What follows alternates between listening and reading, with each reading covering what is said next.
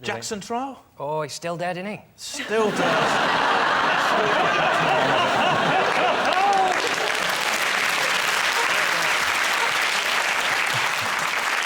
It's weird watching...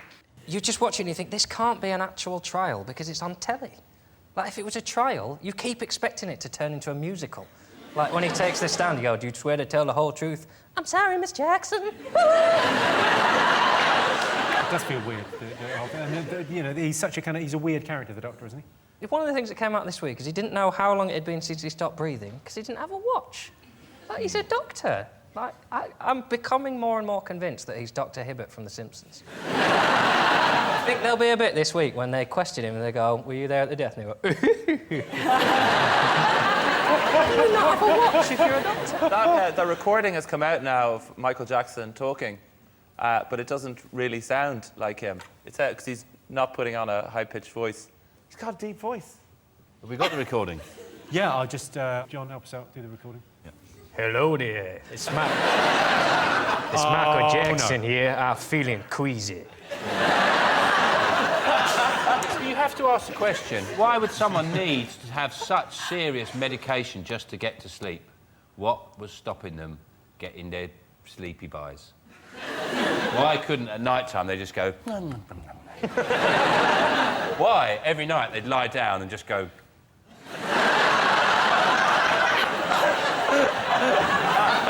You realise, ironically, that face is going to keep quite a lot of people up now. I mean, the amount of medication to get them out... I mean, it's horrendous. It's almost as if he had a terrible past where he'd done awful things.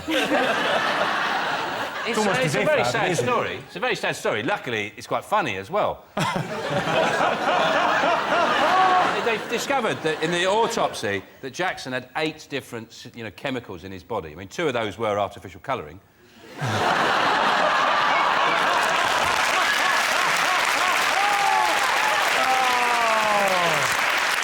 I have some appreciation of what Michael Jackson was going through, though, because in the latter part of the last century, I played for a football team, and in order to play in this league, we had to have matching jerseys. So a guy was sent off to a market, and he brought us back 10 T-shirts with Michael Jackson Bad written on them that we wore for the whole season, and we just became known as the pedos.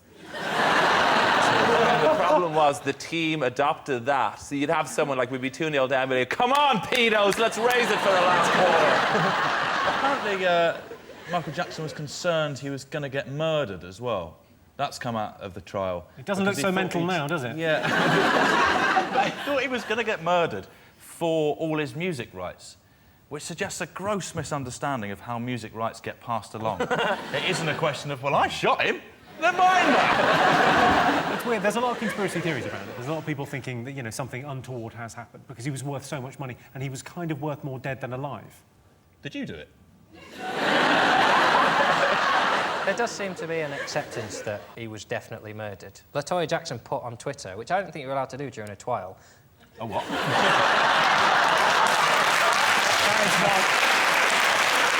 That is what a lot of the kids call the Michael Jackson trial. My own ear call when it happened to them. She put on Twitter during the trial... Thank you. She put during the trial, I'm sick... Stupid letters of the alphabet. She put on Twitter during the trial, I'm sick of all these cover-ups and lies. But that's influencing the case, isn't it? You're implying he's definitely murdered. And if you're sick of cover-ups, you can't even look at his face. The old people, though, they suffer in the heat, don't they? They're the old people. But also, they suffer in the cold. They need to invent a jab for weather, don't they? They just inject them with some light drizzle. They're just teetering. Right, somewhere in the middle. They're not suffering too much. The tigers in the Isle of Wight zoo, I was reading, they felt sorry for them, so they gave them ice creams. Because I read this, yeah. Tigers wouldn't be used to warm weather at all. They're oh, this is so hot. Grr. Not like India, where I was snatched from as a child. They're probably, it was that they were freezing. They probably should have given them cup of soups. And they're... I always love it when it's really sunny like this because nothing can seem to bring English people inside when it's sunny. Like last year, there was a sort of a same kind of thing, an unseasonably warm period of time, and loads of people went to my local park, and in the middle of the day, someone got shot. And so, like, the police came, the guy was airlifted to hospital, and it was all, like, cordoned off, and you'd think that would kind of end people's day. But no, loads of people stayed. It was like they'd weighed up the options of, like, well, there is a murderous gun-toting gang on the loose, but on the other hand, I don't know when these bad boy flip-flops are going to get another airing. I'll take the risk. The most depressing moment in all of civilization is when politicians make jokes at those conferences, and then you see the goons all laughing like it's really funny. So it'd be like, he thinks he's going to get the country back to work. Well, I heard last week he couldn't even get his own car to work. They're like, Oscar Wilde is among us. This is brilliant. The most out-of-touch comment I've heard of any politician this week was David Cameron said at one point, "I don't mean to, but I seem to be coming across one of these guys who's always down the boozer with the lads." Literally never thought that about you. Theresa May as well. She had this big speech about how this country's gone mad because there was an immigrant who couldn't get evicted from the country because he had a cat. And then everyone went, "That was bollocks, that." And she just read it in the Daily Mail. And she's just littered her speech with stuff she read in the Daily Mail. It won't be long before she's using agony aunt pages. Like, I met a constituent this week who wanted to have a threesome but didn't know how to ask his wife. I just think, start with a mutual friend. I've stuck an actual tip in there for you as well, lads. It wasn't completely nonsense. Apparently the judge at the hearing said that the fact that they had a cat proved that they had some kind of family life, that they both invested in getting a cat together. It's just a fantastic excuse, isn't it? Like, I've got a cat. Nothing you can do about it. That's probably why there were so many Bond films, because they couldn't put Blofeld away. Mr. Bond, Tiddles is hungry. You were in the musical Cats, weren't you? Yes, I was, indeed. Is that why you've never been deported? I always wanted to go to Cats, the musical, and just sit in the front row in a dog costume. We